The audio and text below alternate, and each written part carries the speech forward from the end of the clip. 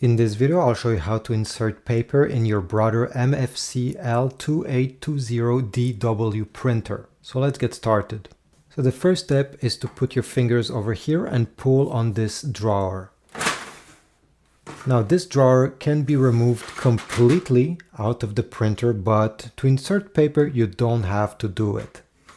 You can simply open it halfways. You're gonna notice there is a plastic guide over here, green color, that can be adjusted left and right depending the size of the paper you're gonna input in this printer. And over here you have another one. By default it's placed under the LTR line, which means letter size, US letter size. But if you want, for example, to use legal size, you'll have to extend this drawer. To extend it, press on this button right over here and then pull on it.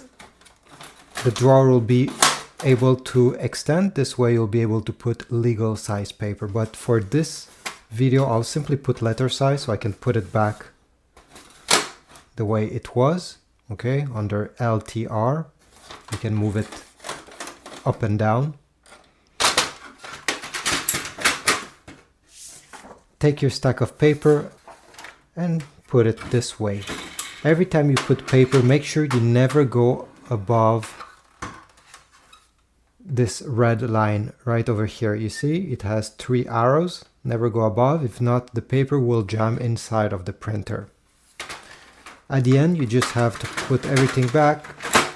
And this is about it.